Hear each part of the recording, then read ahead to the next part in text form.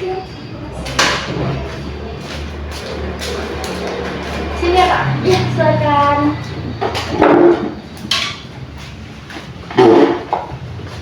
Oke. Bener Dian kan ya tadi? Iya kan. Oke Dian. Tadi gimana kesininya? Susah nggak nyari tempatnya? Enggak sih Kak, soalnya itu tadi naik Gojek.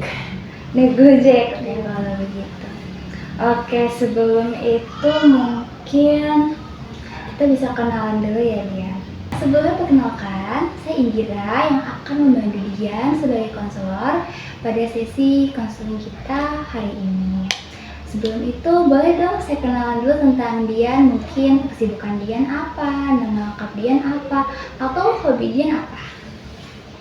Baik, izin memperkenalkan diri ya Kak. Saya Dian Kartika, saya kesibukannya akhir-akhir ini kuliah. Terus saya itu kuliah di program studi manajemen. Kalau untuk soal hobi, saya tuh akhir-akhir ini lagi suka masak aja sih. Nah, jadi namanya Dian Kartika, biasanya dipanggil Dian ya? Betul kan? Dian di manajemen, berarti program studi manajemen itu biasanya butuh manage sesuatu atau mengorganisir sesuatu sama teliti gitu ya Dian? Iya kayak jadi kayak jurusannya tentang tata kelola, pengelolaan, iya kayak yang kakak bilang tadi. Oke, kalau hobi tadi Dian lagi suka masak? Iya.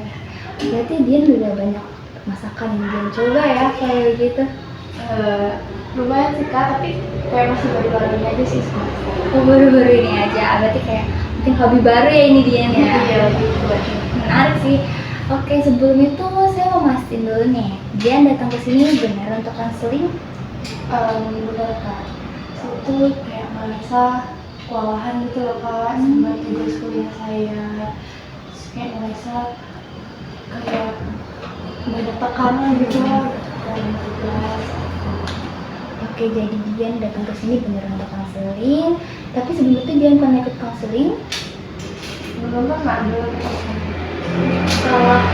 Kalau mengenai apakah Dian sebelumnya tahu konseling itu apa? Kalau yang menurut saya kalau masalah konseling itu kayak kita datang terus kita kayak cerita tentang masalah kita, terus nanti ada orang yang ahli, terus nanti kita kayak diarahin gitu. Benar sekali sih Dian, tapi lebih tepatnya konseling itu adalah proses pemberian bantuan oleh profesional yaitu seorang konselor kepada konseli atau individu yang sedang mengalami masalah seperti Dian saat ini. Bagaimana, apakah dia sudah menghasilkan konselingnya?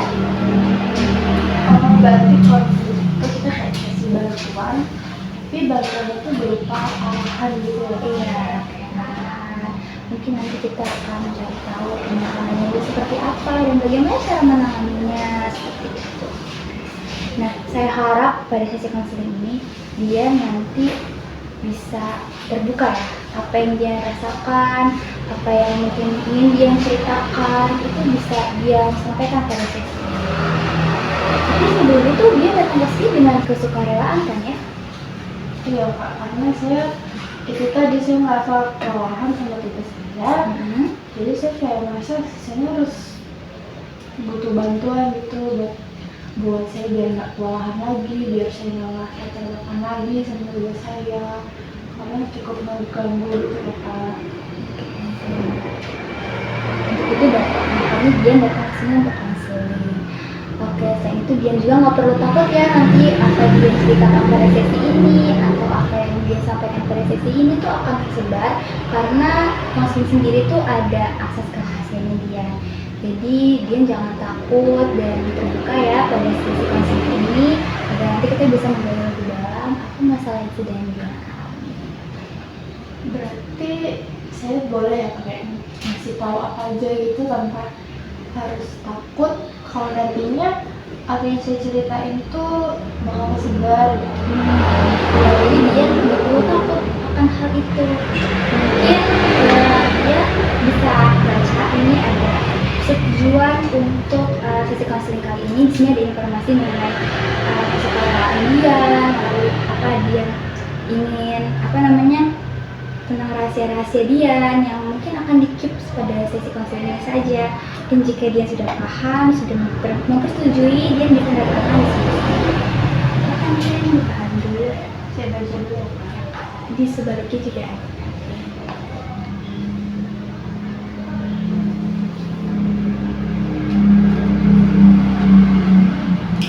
Di sini kan Kak ada nama Ya.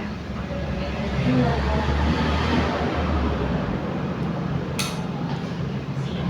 Oke, terima kasih Dian. Oke, jadi Dian sudah melakukan untuk konseling kita ya. Dan itu sudah dibaca-bacakan ya Dian. Jadi sesi konseling ini tuh akan berkisar selama 25 menit ya. Jadi nanti kalau misalnya ada cerita Dian yang belum selesai, mungkin bisa kita lanjutkan ke sesi konseling berikutnya. Selain itu, saya ingin mencatat ya Dian, jika ada beberapa hal yang mungkin perlu saya catat. Bagaimana? Oke Kak. Berarti nanti ini kalau misalnya saya belum bisa cerita, nanti waktu sesi konseling yang sebelumnya itu bisa dilanjutkan ke sesi konseling berikutnya di lain hari. Iya benar. Jadi nanti kita akan adakan sesi berikutnya. Bagaimana Dian? Kira-kira akhir-akhir ini apa yang membuat Dian merasa kewalahan sehingga Dian datang pada sesi konseling? Itu ngerasa kelelahan karena tugas kuliah saya Kak. Jadi kayak tugas kuliah tuh saya ngerasa banyak banget. Jadi saya merasa saya tuh tertekan gitu loh. Saya kayak sulit menghadapinya gitu. Terus nggak cuma itu, setiap ada tugas saya tuh merasa harus sempurna dalam mengerjakannya. Saya harus benar-benar bagus, benar-benar baik gitu. Berarti Dian itu ngerasa kayak tugas lagi banyak dan Dian juga kayak harus ngecek-ngecekin tugas-tugas Dian terus gitu ya Dian. Berarti itu Dian ngerasa tugas Dian banyak kurangnya atau bagaimana? Saya ngecek itu secara berulang kali karena saya itu cuma buat memastikan gitu loh Kak, kalau tugasnya itu udah benar sesuai instruksi, terus ada yang kelewat dari pertanyaannya atau dari perintah dari tugas tersebut. Terus saya juga merasa kalau tugas saya itu harus bagus, jadi saya kayak terus-terusan gitu loh Kak, kayak nggak ada hentinya. Berarti Dian sering banget ya ngecek tugas Dian itu berulang-ulang kali. Kalau boleh tahu Dian ngecek tugas Dian itu biasanya Dian tahu nggak jelasnya berapa kali Dian ngecek tugas Dian? Kayaknya ya Kak, itu bisa lebih dari 10 kali gitu ya kan. Kalau saya ngecek ya, bahkan setelah dikumpul itu kayak masih ngecek lagi. Kayak saya misalnya ngumpulnya di via online gitu, saya kayak ngecek lagi memastikan gitu apakah tugasnya ini udah benar-benar terkumpul atau belum. Kalau nggak saya bakal merasa cemas, tenang gitu. Jadi karena dia merasa tugas Dian itu kurang bagus atau kurang terkumpul dengan baik, dia jadi merasa cemas. Tapi sejak kapan dia merasakan hal itu?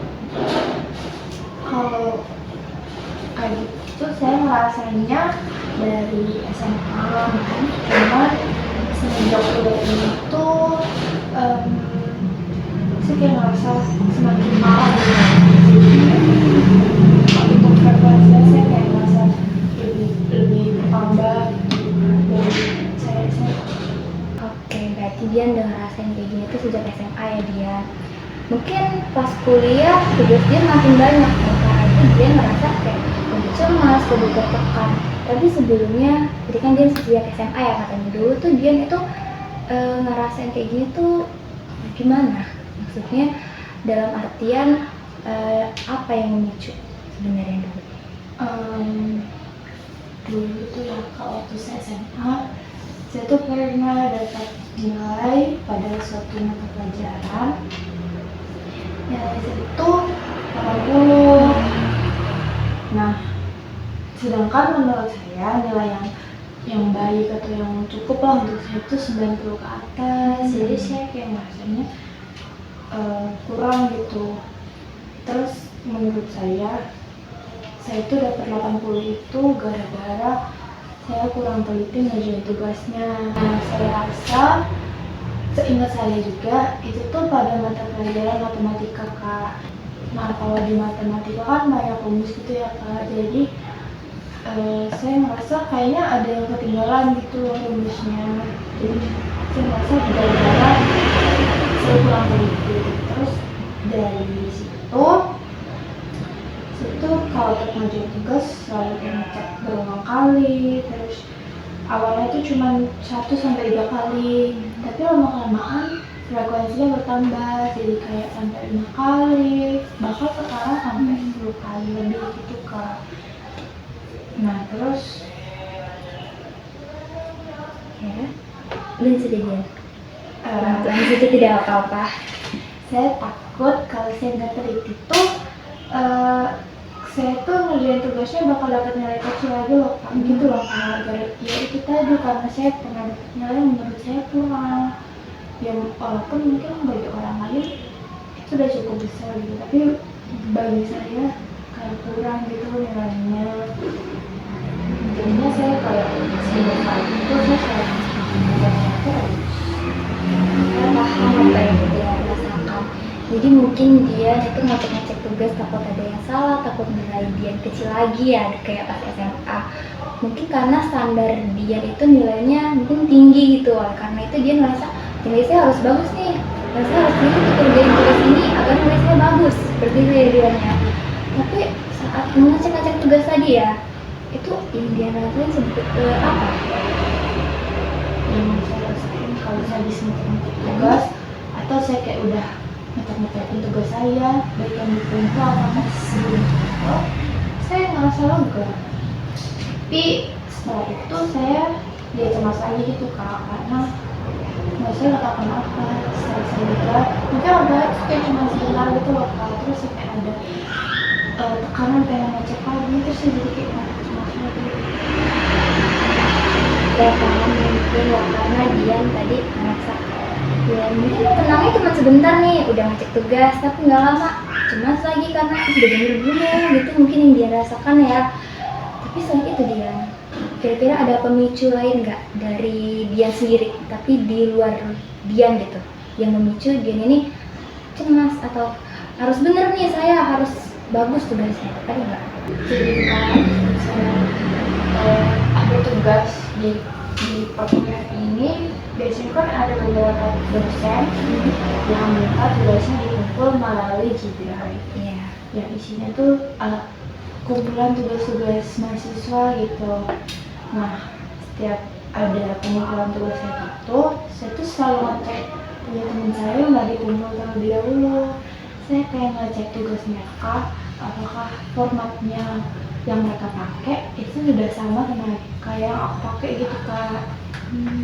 Terus kalau misalnya aku merasa format mereka itu beda sama format yang aku pakai, ya aku bisa kayak merombak ulang gitu loh, Kak. Terus kayak pakai format yang mereka pakai, karena aku kayak takut gitu, Kak. Misalnya aku tuh beda sendiri dalam ngerjain tugasnya, formatnya, jawabannya gitu.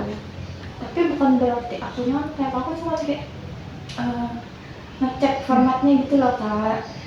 Takutnya kalau misalnya aku beda sendiri, aku salah. Terus kalau misalnya aku beda sendiri juga dan tetap aku kumpul, nggak tenang gitu loh, Kak. Rasanya kayak bener nggak ya formatku, yang bener formatku atau format mereka ya. Oke Dian, menarik ya sebenarnya. Dian itu walaupun sudah ngecek tugas Dian, pokoknya tapi Dian tuh harus tetap ngerasa ini belum bagus, ini belum sempurna gitu. Makanya Dian ngecek format temen Dian biar untuk make sure apakah tugas Dian ini udah sama, udah benar, apa ada yang salah gitu. Berarti kecemasan itu tetap muncul ya kan? Iya, Kak, kayak aku tiap ngecekin tugas atau nggak ngecek tuh cemasnya tuh kayak nggak ada habisnya gitu loh, Kak. Kayak muncul terus kalau enggak pasti muncul lagi.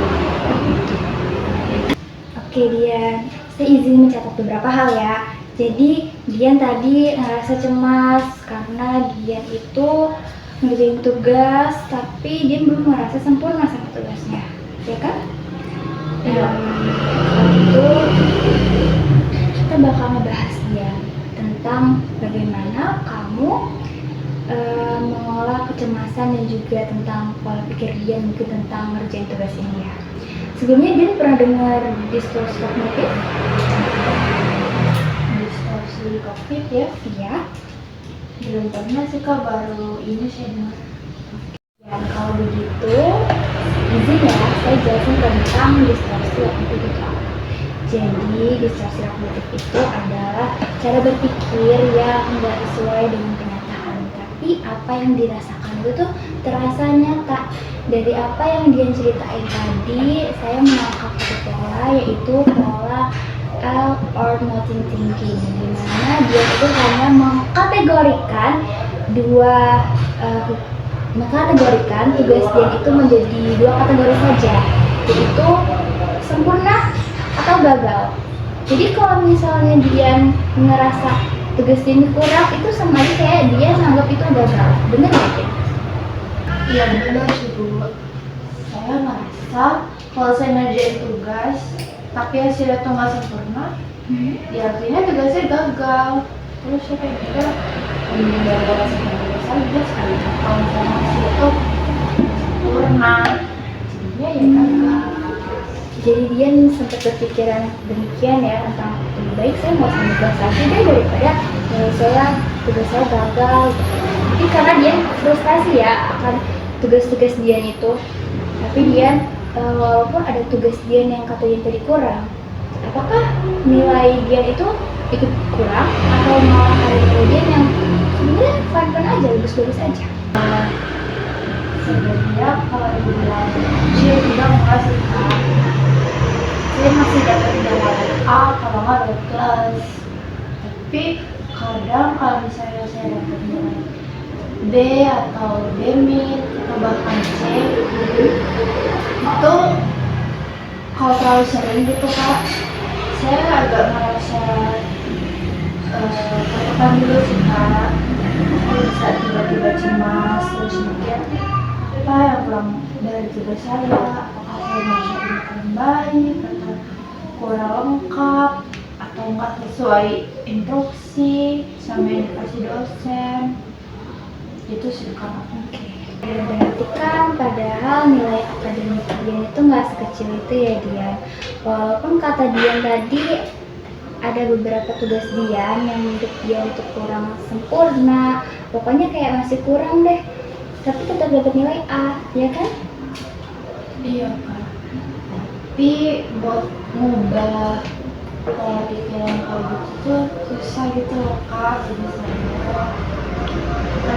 saya udah pernah coba berkali-kali tuh kayak gak bisa gitu, kayak susah banget ya. Mungkin karena ada dorongan juga ya Kak dari orang lain atau dari eksternal gitu, terus ada dorongan jadi bikin saya semakin susah buat mengubah pola pikir saya sendiri. Jadi Dian tuh bilang ada dorongan dari eksternal Dian. Oh berarti dari lingkungan sekitar Dian mungkin ya. Kalau boleh tahu, boleh Dian ceritain nggak maksudnya dari dorongan atau mungkin perkataan ya Dian ya dari orang sekitar Dian itu seperti apa? Dulu tuh teman saya pernah bilang kalau saya tiap ngerjain tugas tuh selalu lengkap, nggak sempurna juga sih, kata mereka kayak terlengkap gitu dari yang lain, terus bagus, kayak selalu lihat gitu loh Kak ngerjainnya. Padahal ya nggak terlalu sebegitunya saya tuh rasanya. Tapi semenjak teman saya bilang gitu, saya tuh kayak ada tekanan gitu. Saya kayak merasa nanti udah terlanjur dinilai baik gitu loh Kak. Kalau di tugas itu selalu sempurna, selalu lengkap, selalu bertindak yang bagus. Mungkin gara-gara juga sama nggak bisa Kak saya bisa. Oke, Jadi mungkin selain dari diri Dian, tapi juga dari lingkungan sekitar Dian yang membuat Dian tertekan ya. Karena mungkin orang nilainya Dian ini harus sempurna, Dian ini bagus gitu. Pernah nggak sih Dian dengar ada kritik tentang Dian kalau misalnya Dian ini kurang maskulin atau apa? Kalau kritik sih belum pernah ya Kak, karena saya tuh tetap mengusahakan tugas-tugasnya itu saya kerjakan dengan sebaik mungkin, selengkap mungkin, sesempurna mungkin. Ya walaupun yang kayak saya bilang tadi, kalau saya ngerjainnya ya dalam tekanan, kecemasan, dalam diri saya, gitu sih Kak. Ya, saya mengerti apa yang kamu rasakan. Coba mungkin kita bisa tampilkan pemikiran Dian ini kali ya. Sebelum itu, Dian ketika mengecek tugas Dian berulang-ulang kali ini, ada nggak sih justru yang malah hal itu menjadi penghambat untuk Dian? Ada sih Kak. Saya kerjain tugasnya jadi kayak membuang waktu gitu. Kadang cuma buat kayak membaca soal benar-benar. Dan saya tuh bisa menghabiskan waktu buat itu sendiri. Jadi kayak kadang juga kekurangan waktu, saya bisa buang-buang waktu saya cuma buat hal-hal yang justru bikin saya nggak tenang, cemas. Itu suka.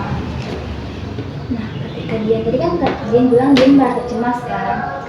Nah, ketika Dian merasa cemas ini, ada nggak tindakan yang dia lakukan atau strategi apa yang sebelumnya dia lakukan?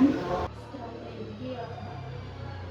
Jujur, saya juga bingung sih Kak. Saya nggak tahu dan apa. Saya nggak tahu strategi apa yang harus saya lakukan. Bahkan saya tuh juga kalau misalnya menghadapi hal kayak gini nih, terus kayak sering sesak nafas gitu loh Kak. Ya cuma gara-gara ini doang, cuma karena saya cemas karena tugas itu tadi, saya sampai sesak nafas itu. Jujur itu kayak mengganggu banget sih Kak kalau saya sesak nafas, karena yang tadinya cuma ada di pikiran saya jadi kena ke fisik saya juga gitu loh Kak. Oke, dan saya mengerti.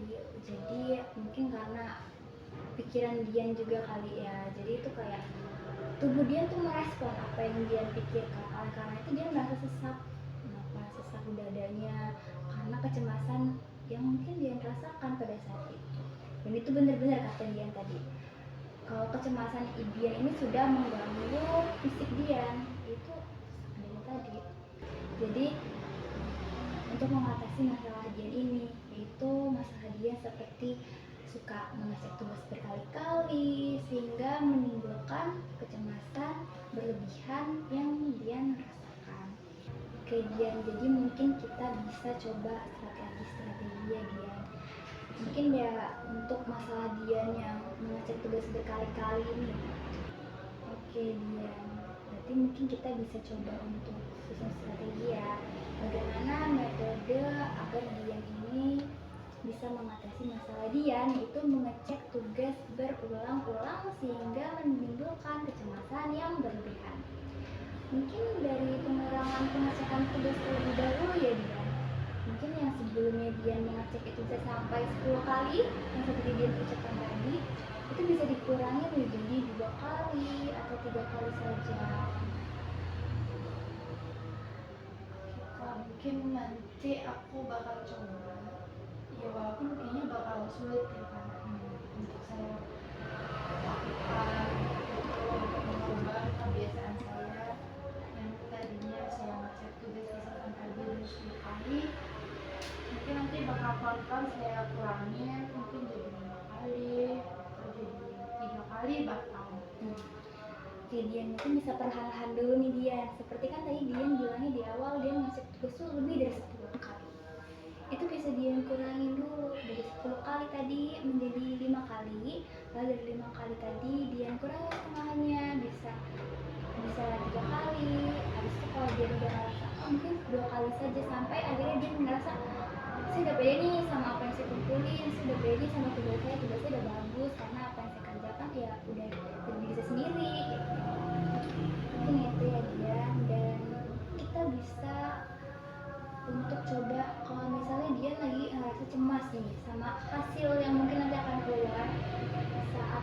dia sudah dikumpul, kan dia merasa cemas nih, takut tugas dia nggak benar atau tugas dia ada yang salah sehingga nilai dia kecil. Kita bisa coba untuk teknik grounding. Sebelumnya dia tahu teknik grounding itu apa? Teknik grounding saya belum pernah dengar sih. Oke, Dian, jadi teknik grounding ini tuh adalah salah satu teknik untuk mengembalikan fokus Dian. Yang mungkin Dian fokusnya pada hal-hal yang belum terjadi ya. Dan teknik ini dapat membantu Dian untuk lebih fokus lagi pada apa yang terjadi saat ini. Nah, sehingga yang tadinya pikiran Dian tuh larut sama hal-hal yang belum terjadi, Dian bisa lebih fokus lagi nih sama apa yang Dian kerjakan saat ini. Salah satunya itu ada metode 5, 4, 3, 2, 1, di mana Dian bisa melihat 5 hal yang ada di sekitar Dian, lalu Dian bisa menyentuh 4 hal yang ada di sekitar Dian, lalu Dian bisa mendengar 3 hal yang ada di sekitar Dian, lalu Dian bisa mencium 2 hal yang ada di sekitar Dian, dan 1 hal yang Dian rasakan. Mungkin Dian masih bingung ya. Ini bisa saya kasih contoh, apa Dian mungkin sudah ada gambaran nih tentang teknik ini bagaimana? Belum begitu paham, cuman kayaknya agak sedikit ngerti sih. Tapi kayaknya boleh sih Kak dicontohin dulu biar saya lebih paham ini apa sebenarnya gimana. Oke Dian, jadi kan teknik grounding ini tuh untuk membantu Dian agar sadar kalau Dian itu ada pada saat ini ya, bukan di saat yang akan datang. Intinya agar pikiran Dian itu fokusnya pada saat ini, tidak mikirin hal-hal yang belum tentu terjadi. Tadi kan ada 5, 4, 3, 2, 1. Seperti 5 hal yang bisa Dian lihat. Di sini ada 5 hal apa saja sih yang bisa Dian lihat? Pertama mungkin ada kertas, ada tisu, ada bunga, terus ada tas, dan mungkin ada HP. Ada 5 hal. Terus 4 hal yang Dian bisa sentuh. Mungkin Dian bisa sentuh kertas ini, sentuh tisu, sentuh tas, sentuh tas Dian. Jadi mungkin ada 3 hal yang bisa Dian dengar, yaitu ada suara kendaraan, suara detik Dian, mungkin suara jam, suara jam dinding. Lalu mungkin ada 2 hal yang bisa Dian cium aromanya, seperti mungkin aroma sekitar Dian atau aroma misalnya bunga ini ada aromanya bisa Dian cium gitu. Lalu ada satu hal yang dia rasakan, seperti dia merasakan bagaimana? Apakah dia sudah paham tentang teknik grounding dengan metode 5, 4, 3, 2, 1? Sudah paham sih Kak. Ini jadi tertarik jujur saya nggak pernah pikiran atau bahkan buat ini sih. Oke Dian, dari teknik dan metode yang sudah dijelaskan tadi yaitu 5, 4, 3, 2, 1, mungkin nanti bisa membantu Dian dalam mengatasi kecemasan, yaitu karena pikiran-pikiran yang belum tentu terjadi ya Dian. Bagaimana, apakah Dian sudah paham? Sudah paham sih Kak. Saya juga tertarik karena sebelumnya saya nggak pernah kepikiran metode ini. Jangankan nyoba, saya kepikiran gitu nggak pernah. Jadi mungkin nanti saya akan coba sih Kak. Jadi saya maunya dia itu untuk mencoba metode ini ya, supaya nanti dia itu bisa lebih tenang dan juga dia itu bisa lebih rileks. Nggak apa-apa, latih dulu pelan-pelan, karena mungkin pelan-pelan dulu baru nanti dia akan terbiasa akan hal ini. Iya Kak, nanti bakal saya coba metode yang tadi Kakak sampaikan supaya saya bisa lebih tenang lagi, lebih bisa relax dan juga enjoy. Bagus dia. Oke, mungkin selain itu ada kayak strategi lain ya, yaitu strategi self compassion. Oke dia, bagus ya. Jadi selain itu mungkin ada strategi tambahan seperti self compassion. Itu mungkin dia itu bisa merasa berbelas pada diri dia sendiri, supaya ketika dia merasa cemas, ketika dia merasa tugas ini nggak sempurna, coba tanyain dulu sama diri dia. Jika hal ini terjadi pada teman saya, kira-kira apa yang ingin saya katakan? Apa yang ingin saya sampaikan kepadanya? Lalu bisa berikan respon yang sama kepada diri dia sendiri. Itu ya Kak. Jadi metode ini tuh bisa saya tunjukin biar saya tuh bisa lebih memandang diri saya bahwa saya itu ya manusia biasa, bisa melakukan kesalahan. Jadi saya nggak harus menuntut diri saya untuk selalu sempurna, terutama dalam hal mengerjakan tugas. Walaupun ada dorongan dari orang lain kalau saya tuh kalau ngerjain tugas sempurna gitu, tapi saya harus tetap bisa mikirin diri saya sendiri. Saya harus bisa lebih mempenting diri saya daripada penilaian orang lain gitu. Oke, tepat banget ini ya. Dan juga jangan lupa untuk perubahan itu perlahan-lahan aja. Dan juga jangan terlalu keras sama diri sendiri. Intinya dia itu nikmatin aja proses ini, itu proses dia untuk berubah, untuk agar dia tidak cemas, agar dia itu bisa jadi lebih baik.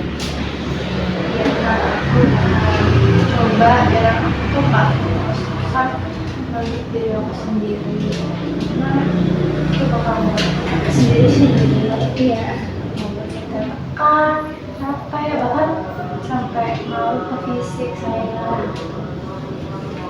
Kemudian mungkin nanti kalau misalnya dia ada rasa kayak makin ngaruh ke fisik dia ya, mungkin bisa kontak saya lagi ya ke depannya.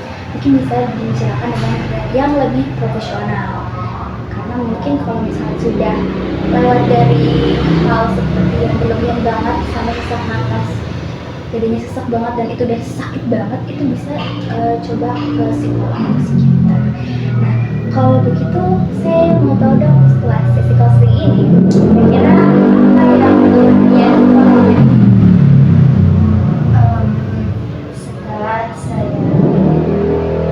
konseling ini, saya merasa jujur saya jauh lebih tenang, perasaan saya jauh lebih tenang, saya nggak begitu banyak tekanan juga, rasa gitu. Saya juga merasa pikiran saya itu jauh lebih terbuka gitu, karena saya baru sadar kalau selama ini saya sama aja nyiksa diri saya sendiri sama pikiran saya, justru karena saya pengen penilaian orang lain itu sempurna untuk saya. Sikap diri saya sendiri, saya merasa jauh lebih tenang.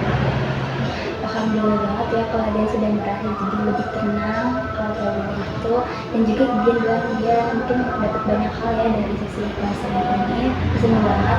Saya harap nanti ke depannya dia itu dapat berproses dan juga dapat berubah ke arah yang positif ya Dian. Oke, mungkin karena sesi counseling dulu juga udah habis ya Dian. Nanti kalau misalnya ada Dian kita ingin lihat perubahan pada Dian atau mungkin mengevaluasi apa yang telah dia lakukan selama beberapa hari ke depan setelah dia mengikuti sesi counseling ini, kita akan jadwalkan sesi counseling selanjutnya ya Dian. Bagaimana? Jadi nanti kalau misalnya saya nggak ada perubahan, misalnya dari metode yang disampaikan tadi, saya bisa hubungi lagi untuk melakukan sesi konseling selanjutnya gitu ya. Iya benar. Jadi nanti kalau misalnya dia masih merasa kesulitan atau masih merasa susah banget nih untuk mengatasi masalah dia saat ini, yaitu mengatur tugas berkali-kali sehingga cemas, kita nanti bisa kontak saya lagi untuk sesi selanjutnya. Dan juga mungkin kalau misalnya untuk melihat perubahan dia nih kayak wah dia udah bisa untuk ngatur tugasnya tuh cuma sekali, 2 kali dan udah ngerasa relax untuk mengerjakan tugas, yaitu untuk udah memaknai diri dia sendiri akan bahwa kesanggupannya cuma sampai sini gitu. Itu kita bisa lihat di sesi konseling kita juga. Jadi mungkin di sesi selanjutnya bisa dihubungi kembali ya. Mungkin tadi kakak itu menyampaikan kalau sesi konseling ini kan biasa gitu ya. Kalau aku terima kasih karena udah membantu aku ngarahin untuk mendapatkan solusi sehingga aku bisa lebih rileks, lebih tenang, nggak banyak cemasan lagi, nggak banyak kepikiran lagi. Jadi juga makasih banget ya Kak. Dan juga makasih banget ya Dian karena sudah bersedia jadi bisa ngasih ini. Karena itu salah satu bentuk kepedulian Dian kepada diri sendiri juga. Oke. Setelah ini Dian mau langsung ke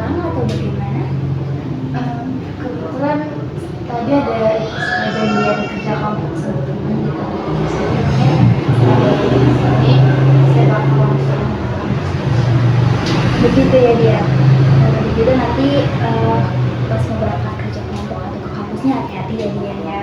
Semoga sampai selamat sampai tujuan. Iya kak, makasih ya kak. Mungkin saya bisa langsung aja, soalnya kayaknya masih juga gitu. Dian boleh ucapkan. Mari saya antar dia.